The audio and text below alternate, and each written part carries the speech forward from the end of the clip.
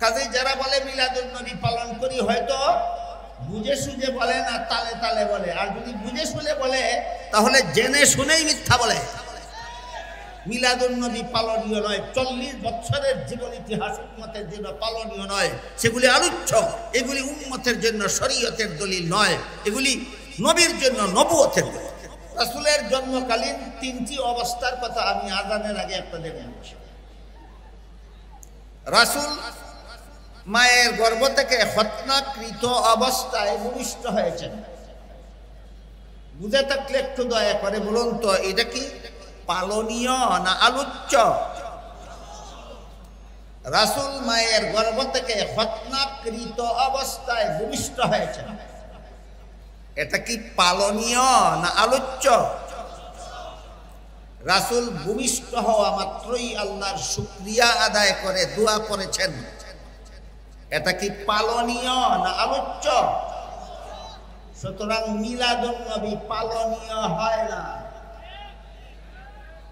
কেউ যদি বলে মিলাদুন নবী পালন করি, হয়তো না বুঝে তালে তালে বলে, আর না হয় বুঝে শুনেই মিথ্যা বলে। মিলাদুন নবী পালনীয় নয়, মিলাদুন নবী আলোচ্য। এখান থেকে আমরা এটুকু মনে রাখি, মিলাদুন নবী পালনীয় না আলোচ্য? এরই আরেক নাম নবীর জন্য নবুয়তের দলিল, এরই আরেক নাম। মিলাদুন নবীর পরবর্তী 2-1টা ঘটনার মাধ্যমে আমরা এই কথাটা আবার বোঝার চেষ্টা করি। রাসূল করিম সাল্লাল্লাহু আলাইহি ওয়াসাল্লাম মা আমেনার গর্ভ থেকে ভূমিষ্ঠ হয়েছিলেন, কিন্তু দুধ পান করেছিলেন হালিমা সাদিয়া রাদিয়াল্লাহু আনহা। আমেনা হলেন রাসূলের গর্ভধারিণী মা, আর হালিমা হলেন রাসূলের দুধ মা। বুঝে থাকতে বলুন তো, হালিমার নিজের কোনো সন্তানাদি না হলে আমেনার সন্তানকে দুধ পান করাতে পারতেন? অবশ্যই না। হালিমার নিজেরও একটা দুধ পানকারী শিশু ছেলে ছিল, এই জন্য হালিমা নিজের ছেলেকেও দুধ পান করাতেন, আমেনার ছেলেকেও দুধ পান করাতেন। এবার বলুন তো, তাহলে হালিমার দুধ পানকারী শিশু কতজন? 2 জন। এজন্য রাসূল করিম সাল্লাল্লাহু আলাইহি ওয়াসাল্লাম হালিমার এক স্তনের দুধ নিজে পান করতেন, অপর স্তনের দুধ নিজের দুধ ভাইয়ের জন্য রেখে দিতেন। কুলের শিশু থাকাকালে এত বড় ইনসাফ আর কোন মানুষের পক্ষে সম্ভব না, একমাত্র মুহাম্মদুর রাসূলুল্লাহর পক্ষে সম্ভব। এবার বলুন, ঘটনাটা উম্মতের জন্য শরীয়তের দলিল না নবীর জন্য নবুয়তের দলিল? পালনীয় না আলোচ্য? ঘটনা পালনীয় নয়, ঘটনা আলোচ্য। আরেকটি উদাহরণ দিচ্ছি। রাসূল কুলের শিশু থাকাকালেও কখনো উলঙ্গ হননি। কুলের শিশু থাকাকালে উলঙ্গ হননি। অগত্যা একদিন শিশু রাসূলের সতর থেকে কাপড় সরে গেছিল, অস্বাভাবিকভাবে চিৎকার দিয়ে কান্না শুরু করেছিল।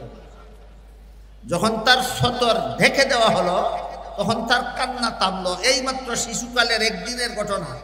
পরবর্তী জীবনে শিশুকালের এই একটি ঘটনা যখন স্মরণ হতো, রাসূলের লজ্জায় চেহারা মুবারক হলদে হয়ে। ঘটনা বুঝে থাকলে বলুন, কুলের শিশু থাকাকালে উলঙ্গ না হওয়া এটা আর কোনো মানবের পক্ষে সম্ভব না, একমাত্র মহামানবের পক্ষে সম্ভব। তাহলে ঘটনাটা উম্মতের জন্য শরীয়তের দলিল হলো না নবীর জন্য নবুয়তের দলিল হলো? এটা পালনীয় না আলোচ্য? ঘটনা পালনীয় নয়, আলোচ্য। এটা কি বলে? নবীর জন্য নবুয়তের দলিল, উম্মতের জন্য শরীয়তের দলিল নয়। আরেকটি ঘটনা, রাসূলের 4 বছর বয়সে জিবরিল ফেরেশতা আসলেন, রাসূলকে শোয়ালেন, সিনা মুবারক কাটলেন, ভিতরের অঙ্গ প্রত্যঙ্গ বের করে ধুলেন, আবার ভিতরে ঢুকিয়ে সিলাই ছাড়া, মেডিসিন ছাড়া কাটা জোড়া লাগিয়ে দিলেন। রক্তপাতও হলো না, ব্যথাও হলো না, সিলাইয়েরও দরকার হলো না, মেডিসিনেরও দরকার হলো না, সময়েরও দরকার হলো না। এটাকে আরবি ভাষায় সাক্ষ্য সদর বলা হয়, বাংলায় বক্ক বিদারণ বলা হয়। আমার দৃষ্টিতে শব্দ উভয়টাই কঠিন। এজন্য সর্বস্তরের মুসলমানদের বুঝার সুবিধার্থে আমি এটাকে বলে থাকি কুদরতি অপারেশন। রাসূলের জীবনে এমন কুদরতি অপারেশন সর্বমোট 4 বার হয়েছিল। প্রথম দফা হয়েছিল 4 বছর বয়সে। 4 বছর বয়স্ক শিশু মুহাম্মদের এই যে কুদরতি অপারেশন হলো, এটা কি পালনীয় না আলোচ্য? অনুসরণ করা সম্ভব না আলোচনা করা সম্ভব? মিলাদুন নবী থেকে নিয়ে দীর্ঘ 40টি বছর পর্যন্ত এই সিরাতুন নবীর প্রথম 40 বছরের অধ্যায়ে আল্লাহ নবীর দ্বারা এমন কতগুলি অজস্র ঘটনা ঘটালেন, যেই ঘটনাগুলি উম্মতের জন্য পালনীয় নয়, উম্মতের জন্য অনুসরণীয় নয়, উম্মতের জন্য অনুকরণীয় নয়, শুধু আলোচ্য। পালন করা যাবে না, আলোচনা করে লাভ কি? এই প্রশ্ন যদি কারো মনে জাগে, সিরাতুন নবীর যে অংশ পালন করা যাবে না, আলোচনা করে লাভ কি? এই প্রশ্ন যাদের মনে জাগে তাদের প্রশ্নের জবাব কয়েকটা। 1 নম্বর, আলোচনার দ্বারা নফল ইবাদতের সওয়াব। 1 নম্বর, আলোচনার দ্বারা নফল ইবাদতের সওয়াব। 2 নম্বর, আলোচনার দ্বারা সিরাতুন নবী সম্পর্কে জ্ঞান লাভ হয়।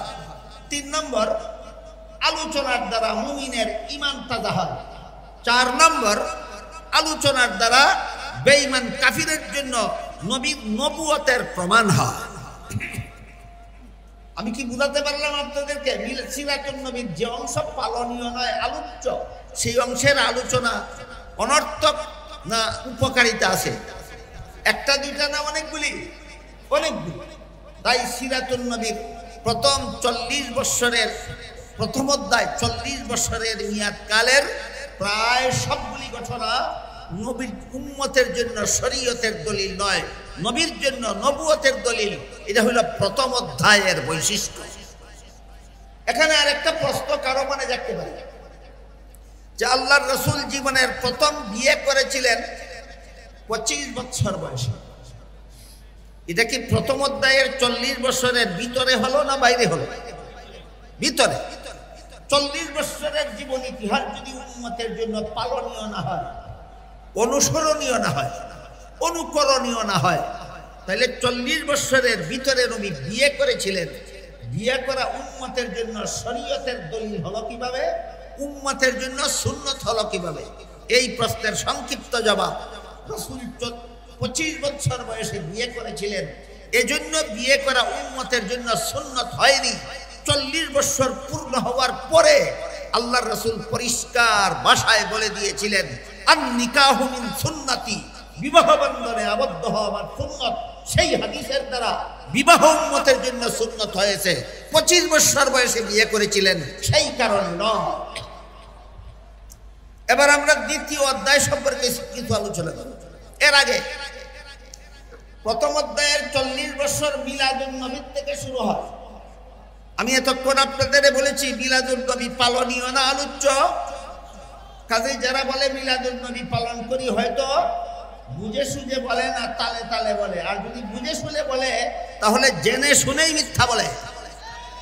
মিলাদুন নবী পালনীয় নয়। 40 বছরের জীবন ইতিহাস উম্মতের জন্য পালনীয় নয়, সেগুলি আলোচ্য।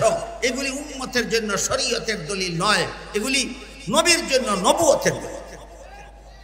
যেখানে মিলাদুন নবীটাই পালনীয় নয়, সেখানে ঈদে মিলাদুন নবী আসলো করতে পারে। পরিষ্কার সহিহ হাদিসে আল্লাহর রাসূল সাল্লাল্লাহু আলাইহি ওয়াসাল্লাম বলে দিয়েছেন, আল্লাহর পক্ষ থেকে আমার মুসলমান উম্মতের জন্য বাৎসরিক 2টি ঈদের ব্যবস্থা দেওয়া হয়েছে। মনে রাখার ব্যাপার, সমস্ত মুসলমানদের আল্লাহর রাসূল বলে গেছেন মুসলমান উম্মতের জন্য আল্লাহর পক্ষ থেকে কতটি ঈদের ব্যবস্থা দেওয়া হয়েছে।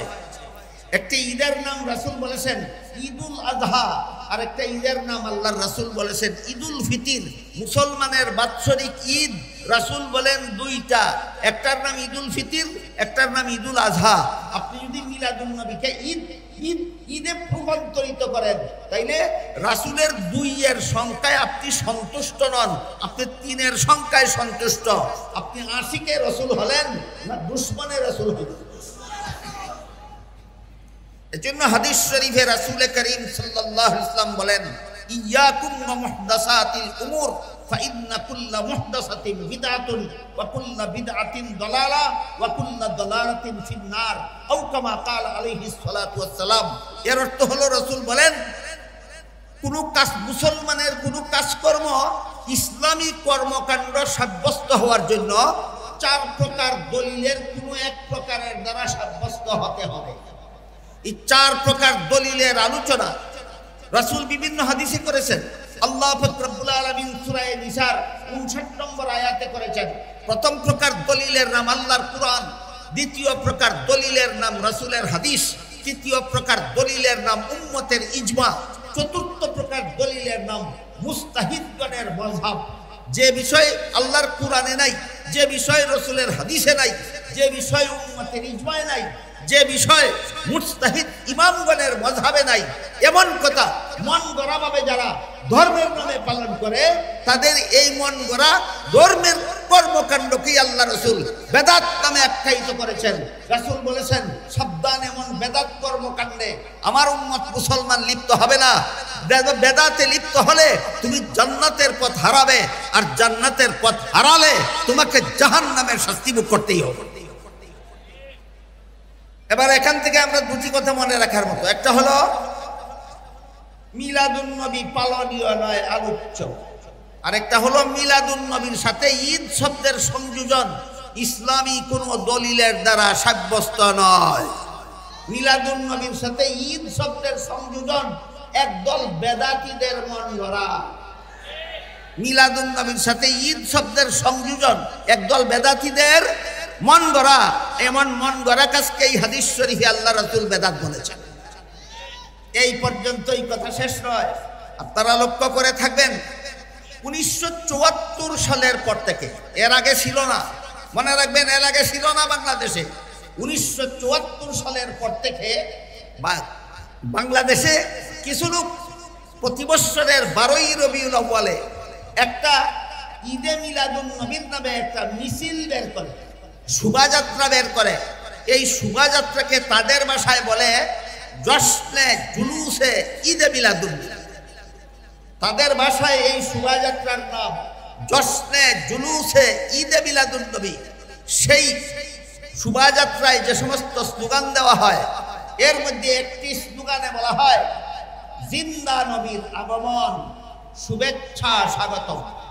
কি বলা হয়? জিন্দা নবীর আগমন, শুভেচ্ছা স্বাগতম। আমি জিজ্ঞেস করি, জিন্দা নবী বলতে তুমি কি বুঝাও? জিন্দা নবী বলতে যদি তুমি বুঝাও যে দাফন করার পর থেকে নবী জিন্দা, এটা হাদিসের দ্বারা প্রমাণিত। হাদিস শরীফে আল্লাহ রাসূল বলেছেন, আল আম্বিয়াউ আহইয়াউন ফি কুবুরিহিম, নবীগণকে দাফন করার পরে তারা জীবিত হয়ে যান, জীবিত হয়ে রওজা শরীফের ভিতরে থাকেন। তাহলে তুমি যদি জিন্দা নবী বলতে বুঝাও যে দাফনের পর থেকে জিন্দা, তাহলে আগমন কোথায় পাইলা? যে হাদিসে আছে আল্লাহ রাসূল বলেছেন দাফনের পরে নবী জিন্দা, সেই হাদিসে আছে আগমন না, রওজা শরীফে অবস্থান। বলুন, যে হাদিসে নবীকে জিন্দা বলা হয়েছে, সেই হাদিসে নবীকে কোন মিছিলে আগমন করেন বলা হয়েছে না রওজা শরীফে অবস্থান করেন বলা হয়েছে? তাহলে স্লোগানটা হাদিস সাপেক্ষ না হাদিস বিরোধী? হাদিস বিরোধী। আর যদি বলো আমরা জিন্দা নবী বলতে বুঝিয়েছি যে নবী চিরকাল জিন্দা, অতীতেও নবীর কোনোদিন মরণ হয়নি, ভবিষ্যতেও কোনোদিন মরণ হবে না, তাহলে এই স্লোগান নিঃসন্দেহে কুফরি। এই স্লোগান নিঃসন্দেহে কুফরি।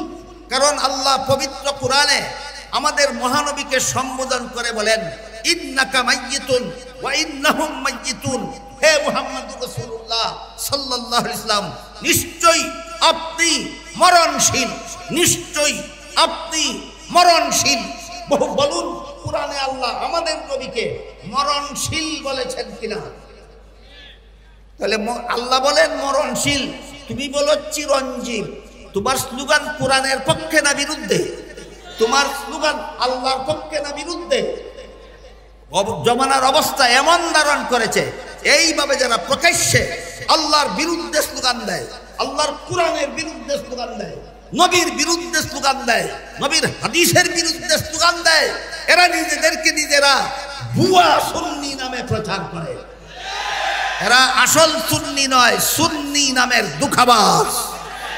বুঝে থাকলে বলুন, কোরআন বিরোধী স্লোগান যারা দেয়, আল্লাহ বিরোধী স্লোগান যারা দেয়, হাদিস বিরোধী স্লোগান যারা দেয়, রাসূল বিরোধী স্লোগান যারা দেয়, সত্যই আশিকে রাসূল না আশিকে রাসূলের শ্রদ্ধাবরণে দুঃখাবাস। এরা আসলেই সুন্নি নয়, এরা সুন্নি নামের দুঃখাবাস। এই হলো সিরাতুন নবীর প্রথম অধ্যায় সম্পর্কে যৎকিঞ্চিত আলোচনা। এবার সিরাতুন নবীর দ্বিতীয় অধ্যায়। প্রথম অধ্যায়ের সমাপ্তিতে রাসূল করিম সাল্লাল্লাহু আলাইহি ওয়াসাল্লামের কাছে কোরআন নাজিল শুরু হলো। 40 বছর পূর্ণ হওয়ার পর রাসূলের কাছে কোরআন নাজিল শুরু হলো। কোরআন নাজিল শুরু হলো। দীর্ঘ 23 বছরে 30 পারা কোরআন নাজিল হয়েছে। এই 23 বছরে প্রায় 10 লক্ষ হাদিস কোরআনের ব্যাখ্যা স্বরূপ আল্লাহ রাসূলের কাছে পাঠিয়েছেন।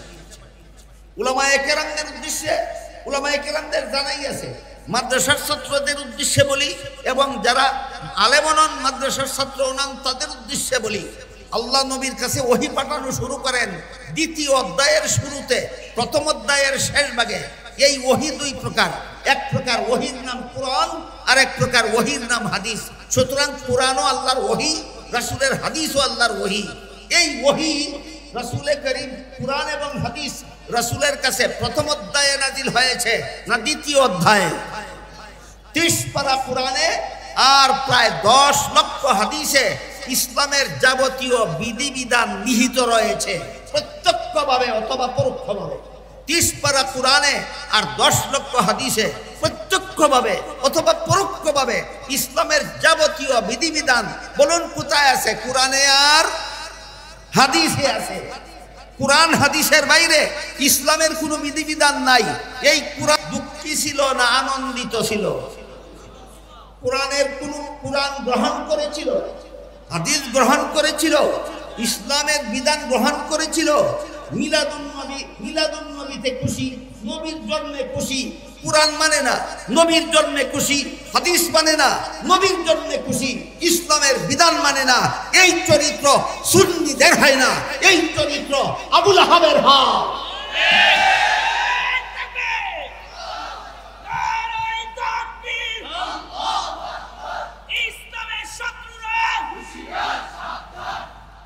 মুহতারাম হাজিরিন, কোরআন নাজিল শুরু হওয়ার পর থেকে, নবীর কাছে ওহী নাজিল শুরু হওয়ার পর থেকে এই মক্কার কুরাইশ বংশের লোকেরা জুলুম নির্যাতন শুরু করে দিল। দীর্ঘ 40 বছর পর্যন্ত যাকে আল আমিন উপাধিতে ভূষিত করে রেখেছিল, দীর্ঘ 40 বছর পর্যন্ত যাকে সবচেয়ে বেশি মর্যাদা দিত, সবচেয়ে বেশি সম্মান করত, একমাত্র কোরআন হাদিসের কথা বলার কারণে এরাই সবচেয়ে বেশি দুশমনে পরিণত। তখনকার সময়ের একটি ঘটনা বলছি। এক সর্দারের নাম ছিল আবু জাহাল, আরেক সর্দারের নাম ছিল আখনাস। একদিন সিরাতুন নবীর দ্বিতীয় অধ্যায়ে একদিন সর্দার আবু জাহাল সর্দার আখনাসকে জিজ্ঞাসা করলো, সর্দার আখনাস বলো তো, মুহাম্মদ যে সমস্ত কথাবার্তা বলে সত্য বলে না মিথ্যা বলে? আবু জাহাল চিন্তা করে দেখলো, যদি বলি মিথ্যা বলে তাহলে প্রশ্ন আসবে, যেই লোকটা মিথ্যা বলে এই লোকটাকে দীর্ঘ 40 বছর পর্যন্ত আল আমিন বলছিলে কেন? কথাবার্তা বুঝতে পারতেছেন আপনারা? আখনাসের প্রশ্নে আবু জাহাল উভয় সংকটে পড়ে গেল। আবু জাহাল চিন্তা করে দেখে, আখনাসের প্রশ্নের জবাবে আবু জাহাল যদি বলে মুহাম্মদ মিথ্যা বলে, তাহলে প্রশ্ন করে বলবে সাথে সাথে যেই লোকটা মিথ্যা বলে এই লোকটাকে 40 বছর পর্যন্ত আল আমিন বলছিল কেন? আর যদি বলে সত্য বলে সাথে সাথে প্রশ্ন আসবে, মানো না কেন? বলুন, প্রশ্নের দ্বারা উভয় সংকটে পড়েছে কিনা? কে? আবু জাহাল প্রশ্ন করেছিল আখনাস। তাই উভয় সংকট এড়াতে গিয়ে আবু জাহাল তড়িঘড়ি একটা জবাব রেডি করলো। সেই জবাবে বলল, যতদিন পর্যন্ত মুহাম্মদ তার কাছে কুরআন নাজিল হওয়ার কথা বলেনি, কতদিন? 40 বছর। ভুলে গেলেন? যতদিন কুরআন নাজিলের কথা বলেনি, কতদিন? ততদিন সত্য কথা বলেছে, এই জন্য ততদিন আল আমিন বলেছি। এখন থেকে কুরআন নাজিলের কথা বলে এটা মিথ্যা বলে, এই জন্য এখন মানি না। এই জবাবের প্রতিবাদে আল্লাহ পাক রব্বুল আলামিন সূরা আনআমের 33